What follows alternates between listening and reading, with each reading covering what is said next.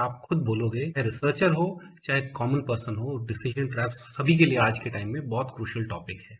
बाकी दोनों टॉपिक के ऊपर भी मैंने इसी प्लेलिस्ट में वीडियो बना रखी है, आप चेकआउट कर सकते हैं।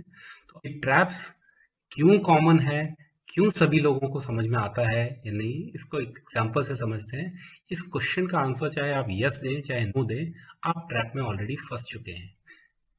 सी, और अगर इस क्वेश्चन को और थोड़ा क्रिटिकल कर देते हैं, does your father know that you are a thief? अब आप चाहे यस बोले चाहे नो बोले चाहे डोंट नो चाहे वोंट आंसर, कुछ भी करें, आप ट्रैप में, आप ऑलरेडी कॉन्टेक्स्ट में फंस चुके हैं। तो रिसर्च के टाइम में आपने खुद ने ही अपने आप को ट्रैप में फंसा रहे हैं तो अलग बात है, पर बात सिर्फ इतनी ही लिमिटेड नहीं है।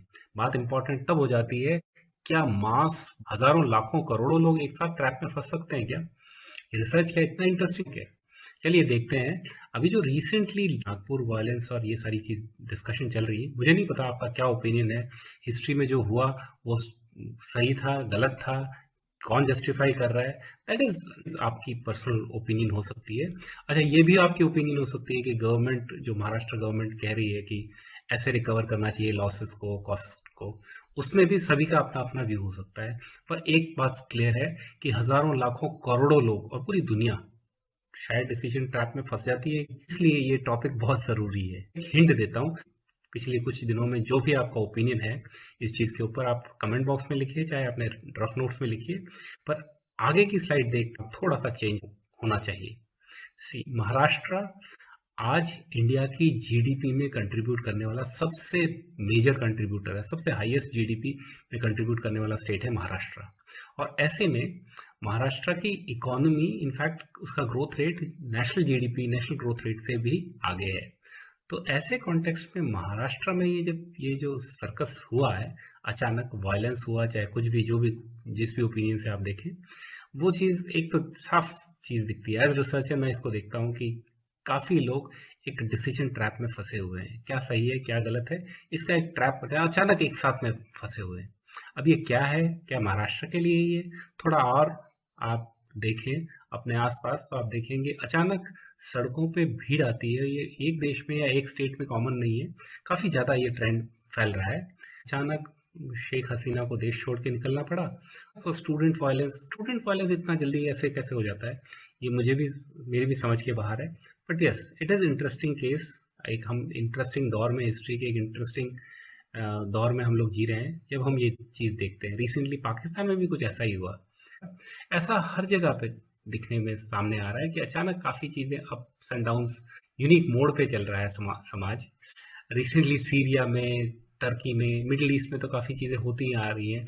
अब इन सब इनपुट को अगर पिछले इनपुट से मिला के देखेंगे आप, तो कुछ इंटरेस्टिंग चीज़ लगेंगी। यस, अगर पिछले 2-4 दिन पुरानी न्यूज़ देखें तो सीरिया की जो अल्बाइट्स शिया कम्युनिटी है, वो इंडिया से हेल्प मांगना चाह रही है। बहुत सीरियस इनपुट है कि वो इंडिया को एज अ होप देखते हैं। तो ऐसे कॉन्टेक्स्ट में इंडिया एज इंडियन सिटीजन या एज वर्ल्ड सिटीजन या कॉमन ह्यूमन के, एक रिसर्चर के पॉइंट ऑफ व्यू से हम देखते हैं, तो हमें समझ में आता है कि भैया टर्बुलेंस तो है। डिसीजन ट्रैप में लाखों करोड़ों एक साथ, पूरी धरती को भी एक साथ, सारी पॉपुलेशन को एक साथ डिसीजन ट्रैप में फंसाया जा सकता है या फंस सकती है खुद, राइट? ऐसी चीज़ के अंदर जब हम ये सारा चीज़ देखते जा रहे हैं as a country, as a society, तो साथ ही साथ हमें एक और पिक्चर साथ में दिखती है, और वो है कि हमारे जस्ट पड़ोस में मिशन किया है, और उसको रिसेंटली उन्होंने कहा है कि अब ये उनका नेशनल ट्रेजर है, और इसको बनाने वाले रिसर्चर्स, इंजीनियर्स जो हैं, वो अब देश छोड़ के नहीं जा सकते, और उनके पासपोर्ट्स ले लिए गए हैं। और ऐसे कॉन्टेक्स्ट में जब ये देखते हैं कि रिसर्चर्स इतना बड़ा कंट्रीब्यूशन दे सकते हैं ये कंट्री को, अपनी कंट्री को स्ट्रांग बना रहे हैं, और अपने, तो किस कंट्री में क्या हो रहा है वो अलग बात है, पर ये बात तो समझ में आती है कि रिसर्च और रिसर्च का पावर, ये इस समय में बहुत ही उभर के बाहर आ रहा है। और ये एक इंटरेस्टिंग कॉन्टेक्स्ट है हमें सोचने और समझने के लिए कि आखिर में हो क्या रहा है, कौन किसके डिसीजन ट्रैप में फंसा है। क्योंकि डीप सीक ने तो सबको जब अचंभित कर दिया है। मतलब चैट जीपीटी जो $500 मिलियन इन्वेस्टमेंट करके बनाया है, उसका मतलब 1:90 का रेशियो है, उससे औने पौने दाम पे उन्होंने डीप सीक बनाया है। और एंड जिस बनाया ही नहीं, गवर्नमेंट इसको स्केल पे देखें तो अपन को इट्स बियॉन्ड आवर इमेजिनेशन कि इतना सस्ते में इतना। और क्या चाइनीज गवर्नमेंट कह रही है कि आप गवर्नमेंट के कोई भी डिपार्टमेंट से हो, अब आप ज़्यादा से ज़्यादा डीप सीक को यूज़ करें।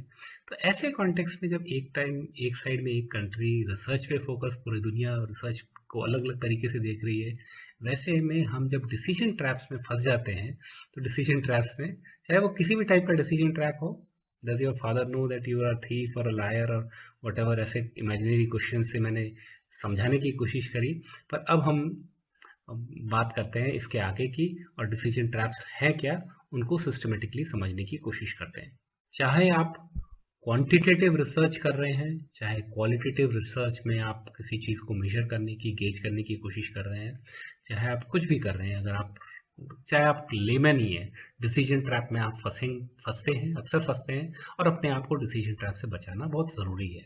तो इस वीडियो में हम फोकस कर रहे हैं डिसीजन ट्रैप हैं क्या, किस टाइप के होते हैं, और कैसे इनसे बचा जा सकता है। आज के टाइम में सर्वाइवल के लिए बहुत ज़रूरी है, रिसर्च के फील्ड में तो ये बहुत ही ज़रूरी है। तो एज अ रिसर्चर आप कई बार डिसीजन मेकिंग में चैलेंजेस फेस करते हैं। इन्हीं को डिसीजन ट्रैप या कॉग्निटिव बायसेस कहा जाता है, जो आपकी जजमेंट और आपके कंक्लूजन्स को इफेक्ट कर सकती है, और आपकी रिसर्च की एक्यूरेसी को भी डेफिनेटली इफेक्ट करती है। इसीलिए इसकी अवेयरनेस और प्रॉपर टूल्स का थोड़ा सा नॉलेज होने के लिए मैंने ये वीडियो बनाई है, ताकि आप थोड़ा क्रिटिकल थिंकिंग के साथ में, ओपन माइंड के साथ में हर चीज़ को देखें और इन चीज़ों को समझें। तो स्टार्ट करते हैं। इस वीडियो में मैंने 10 क्लासिफिकेशंस को कवर किया है, एक एक करके सभी को फास्ट एनालॉजीज के साथ समझते हैं। पहला है फॉल्स कंसेंसस इफेक्ट। ये वो टेंडेंसी है जब आप ये सोचते हैं कि दूसरे भी मेरी तरह ही सोच रहे हैं। अब ये ओवर जनरलाइजेशन की जो टेंडेंसी है, ये रिसर्च में बहुत मुश्किल पैदा कर सकती है, क्योंकि आप सोच रहे हैं आपका किसी भी टॉपिक पे जो आपका व्यू पॉइंट है, आप सोच रहे हैं दुनिया भी वैसी है, और वहीं से आपका ट्रैप शुरू हो जाता है। क्योंकि आप जो सोच रहे हैं ज़रूरी नहीं है दुनिया भी सेम वही पिक्चर आपकी देखे, या आपकी बनाई हुई जो पोर्ट्रे आप बनाने की कोशिश कर रहे हैं अपने बारे में, या जिस कॉन्टेक्स्ट रिसर्च फ्रेम के क्वेश्चनर के फॉर्म में, सर्वे के फॉर्म में, वो आपकी जो सेल्फ इमेज है, वो ज़रूरी नहीं है दुनिया भी वैसी दिख रही। दुनिया उसके बाहर है, हो सकती है दुनिया, और दुनिया का राइट है उसके बाहर होना, राइट। तो ये फॉल्स कंसेंसस इफेक्ट से अपने आप को बचाएं, अपनी रिसर्च को बचाएं। Next is functional fixedness. ये वो इनेबिलिटी है कि आप नया इनोवेशन, नया उसका पर्सपेक्टिव उसका नहीं देख पा रहे हैं। आप अपने पुराने ही पर्सपेक्टिव से कन्फाइंड है, स्ट्रिक्टली आप सोचते हैं कि पुराने आप जो तौर तरीके आपने लिए हुए हैं, आप उसके बाहर निकल ही नहीं पा रहे हैं। लेट्स से फॉर इंस्टेंस आप कोई यूटिलिटी के लिए, लेट्स से ब्रश का अल्टरनेट यूज हो सकता है, वो आपने देखा नहीं, सोचा नहीं, या फिर बुक्स को आप लैपटॉप के नीचे एज टेबल भी यूज कर सकते हैं। अगर आप इस टाइप की छोटी छोटी चीजें कर सकते हैं, तो आप रिसर्च के अंदर भी टूल्स को, गैजेट्स को समझ के आप एप्लीकेशन को लेके आए। अगर आप नहीं ले पा रहे हैं, तो आप फंक्शनल फिक्सेडनेस से ग्रसित हैं, उसको नहीं करें। चाइना का बड़ा अच्छा एग्जाम्पल है, कैसे उन्होंने 1:80 के रेशियो में, मतलब जो उन्होंने 90 रुपये में खर्च किया, वो 1 रुपये में उन्होंने काम किया। Deep seek is a good example कि फंक्शनल इनोवेशन कितनी अच्छी करी उन्होंने, जो भी टेक्निकल डिटेल्स हैं। थर्ड कम्स ऑप्टिमिज्म बायस। ऑप्टिमिज्म बायस वो डिसीजन ट्रैप है जहाँ पे आप पॉजिटिव आउटकम्स को तो ओवर एस्टिमेट करते हैं, और नेगेटिव या रिस्क को अंडर एस्टिमेट करते हैं। इस ऐसे ट्रैप में आप डेफिनेटली अनरियलिस्टिक एक्सपेक्टेशंस में फंस जाते हैं। ऐसा आपको नहीं करना है। आपको जो छोटी सी, लेट से आपको ये अपनी हाइपोथेसिस दिख रही है कि मैं ये प्रूव हो जाएगी और सही हो जाएगी, तो उसके आसपास भी कुछ और भी हो सकता है, उसको भी एक्सप्लोर करने की कोशिश कीजिए। और ये ट्रैप्स नॉर्मल लाइफ में भी, डे टू डे थिंकिंग में भी हमें देखना है, समझना है। और ऐसे मैसिवली, सिर्फ एक अकेले नहीं, हमारी रिसर्च में नहीं, मैसेस को भी इस तरीके का होता है ट्रैप्स। दुनिया एक पीढ़ी की पीढ़ी, एक जनरेशन की जनरेशन ट्रैप में फंसी हुई हो सकती है। सो आपको अपने सर्वाइवल पे देखना है क्योंकि आपकी जिम्मेदारी अपनी है, right. So next comes hello effect. Hello effect में हम एक पॉजिटिव ट्रेट को इतना इन्फ्लुएंस हो जाते हैं कि हम ओवरऑल जजमेंट उस पॉजिटिव ट्रेट के ऊपर करते हैं और इससे आपका डेटा इंटरप्रिटेशन बायस्ड होता है। फॉर एग्जांपल, आप लेट्स से आप किसी स्पीकर को कैरिस्मेटिक स्पीकर देखते हैं, आपको लगता है कि उस स्पीकर जैसा इतना अच्छा बोलने वाला, इतना इम्प्रेस करने वाला कोई नहीं है। तो हो सकता है वो कॉमेडियन हो, वो सर्कस हो, उसको आप अपने देश की सत्ता दे दें, तो वो हो सकता है कॉमेडी में उसने बहुत अच्छा परफॉर्म किया है, लेकिन सभी प्लेटफॉर्म पे वो अच्छा परफॉर्म करेगा, ये श्योर है क्या? राइट? ये श्योरिटी होना बहुत ज़रूरी है, क्योंकि आपने एक डायमेंशन चेक किया है, सब जिस डायमेंशन में आपको उसकी यूटिलिटी चाहिए उस डायमेंशन पे खरा होगा तो इम्पॉर्टेंट है। अदरवाइज आप कहीं ना कहीं इस बायस से, इस हेलो इफेक्ट से आप डिसीजन ट्रैप में फंसे हुए हैं। Next comes miss information effect. Miss information जैसा कि नाम ही सजेस्टेड है, मिस इन्फॉर्मेशन मतलब मेमोरी डिस्टॉर्ट। जब ठीक लेट्स से आप कोई क्वेश्चनर बना रहे हैं, आप कोई भी रिसर्च टूल्स यूज़ कर रहे हैं, अगर वो कहीं ना कहीं मेमोरी से रिलेटेड इनपुट पे बेस्ड है, तो आप इसको प्लग करने की कोशिश कीजिए, क्योंकि अगर वहाँ पे अगर एरर हो सकता है तो वो पक्का होगा। तो इंश्योर कीजिए कि ऐसे ऐसे फ्रेम्स बना लें, ऐसे ऐसे चेक लिस्ट बना लें जिससे कि इसका डिस्टॉर्शन मिनिमम हो। अदरवाइज क्या होगा, आप अपने उस मिस इन्फॉर्मेशन के ट्रैप में आप मेमोरी के बेस पे रिकॉल, क्या क्वेश्चनर थी, क्या कॉन्टेक्स्ट में पूछा गया था, क्या रेस्पोंडेंट था, किस कॉन्टेक्स्ट में रेस्पोंडेंट ने उसको समझा और क्या रेस्पॉन्स दिया, वो सारी चीज़ आपकी रिसर्च की खिचड़ी बन जाएगी। वो नहीं बनानी है हमने।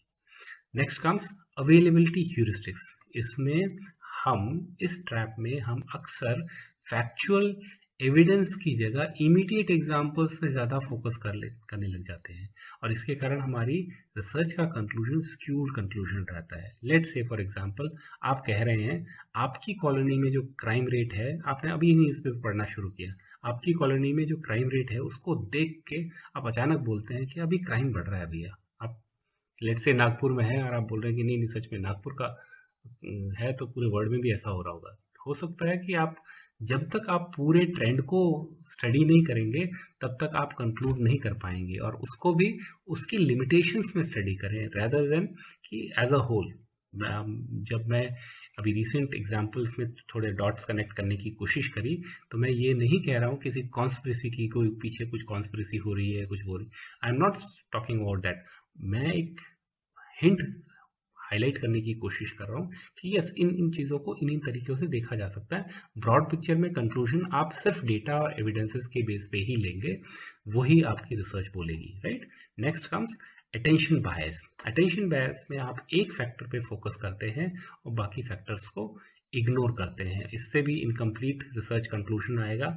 सेम थोड़ा आगे वाले टॉपिक्स भी मिलते जुलते हैं, इसमें आप क्रिटिसिज्म को आप हटाते हैं और आपको प्रेज पसंद है, समथिंग लाइक दिस, कि आप अटेंशन पे ज़्यादा फोकस कर रहे हैं। Actor observer bias, another research trap, decision trap.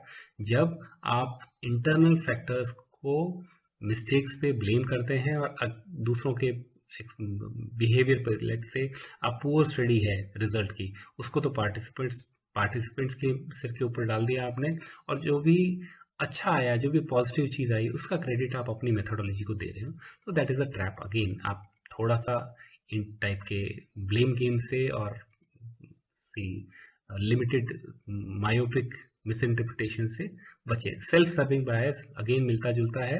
The point is कि अगर आप ब्लेम गेम से बचें और आप अपने फेल्ड अटेम्प्ट को भी हाईलाइट करें, अपनी रिसर्च में लिमिटेशंस को भी हाईलाइट करें, आप बताएं अपनी रिसर्च में कि ये मेरी लिमिटेशंस है और ये मेरा फ्यूचर, मैं फ्यूचर में नेक्स्ट फ्यूचर प्रोजेक्शन भी हम रिसर्च में डालते हैं कि, तो सेल्फ अगर ऐसा करेंगे तो आप सेल्फ सर्विंग बायस से बच पाएंगे। आप अपनी लिमिटेशंस को भी समझें और सिस्टम की लिमिटेशंस को भी समझें कि रिसर्च में हर एक जगह लिमिटेशन होती है। अगर आप ऐसा नहीं करते हैं, ऑब्जेक्टिव नहीं कर रहे हैं काम, तो आप कहीं ना कहीं किसी ट्रैप में फंसे हैं।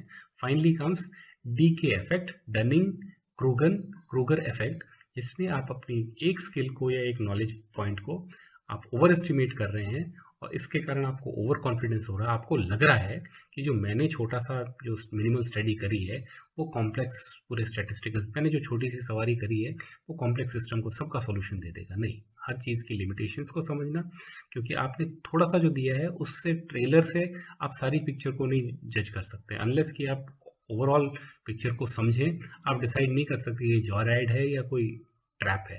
तो इस टाइप के ट्रैप्स को आप थिंकिंग से हटाना है। उसी के लिए अगर आपने पूरी थिंकिंग में अगर कहीं भी आपको इस टाइप से एक या दो या मल्टीपल ट्रैप्स आपकी रिसर्च में या एज इंडिविजुअल आपकी हेल्प आती है, तो ये वीडियो पर्पसफुल, इसका पर्पस सर्व हुआ। फाइनली कम्स हम कैसे इनसे बच सकते हैं। तो अवेयरनेस ट्रेनिंग से आप बच सकते हैं। आप जितना ज़्यादा आप लोगों से पूछेंगे, इंटरेक्ट करेंगे, ओपन माइंडेड रहेंगे, समझेंगे इन चीज़ों को। पीर रिव्यू इसीलिए होता है, रिसर्च पब्लिकेशन पीर रिव्यू प्रोसेस इसीलिए होता है। आप डाइवर्स पर्सपेक्टिव्स को एक्सेप्ट करें। आप इंडिया में डाइवर्सिटी है तभी तो हम एज ए सिविलाइजेशन बचे हैं, राइट। आप data driven decision making approach जितना ज़्यादा यूज़ करेंगे, जितना फैक्ट्स के ऊपर रहेंगे, उतना ज़्यादा आपका चांसेस है कि आप ऐसे ट्रैप्स में नहीं फंसेंगे। कुछ सॉफ्टवेयर्स हैं जिनको हम यूज़ कर सकते हैं, जैसे एसपीसीएस और आर, क्वांटिटेटिव डेटा पे, क्वालिटेटिव पे एनवीगो, ग्रामर या राइटिंग रिलेटेड में ग्रामरली और दूसरे एआई टूल्स, और डाटा इंटरप्रिटेशन रिलेटेड भी एआई टूल्स हैं जिनको हम यूज़ कर सकते हैं। अब फाइनली बात आती है कि एज अ थिंकर हमें कैसे बच के रहना है।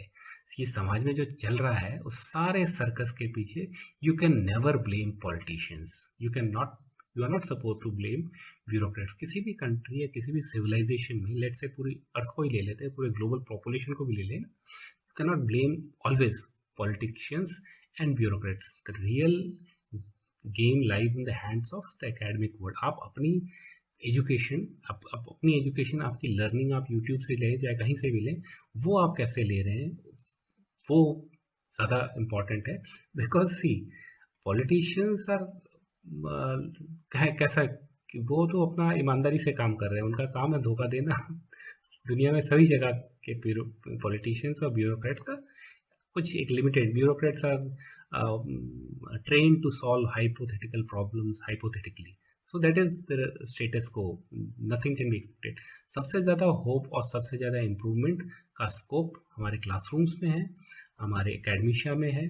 और क्योंकि रिसर्च पे ही फोकस, सी चाइना का एग्जांपल बेस्ट एग्जांपल, पूरी वर्ल्ड में जहाँ पे भी जो भी सिविलाइजेशन बढ़ी है उन्होंने रिसर्च पे और थिंकिंग पे किया। और आज के टाइम में अगर हम रिसर्च को अंडर एस्टिमेट करें तो भाई अपना अपना पर्सपेक्टिव है।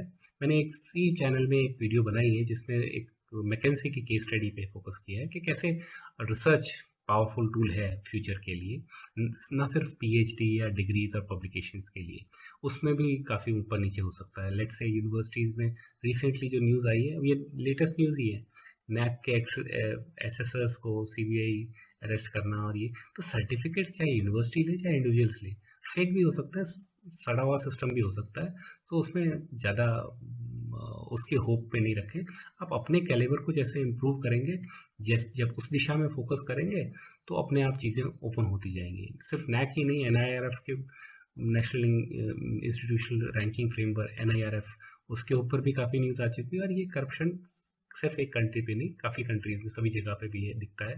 पर हाँ, अनफॉर्चुनेट बात यह है कि उसमें लीडिंग रोल पे नहीं होना चाहिए। जैसे यहाँ पे स्कोपस की जो हर महीने डिसकंटिन्यू होती हैं जर्नल्स, उसमें इंडिया के नाम काफ़ी सुर्खियों में आ रहा है। तो ये चीज़ें अच्छी नहीं है।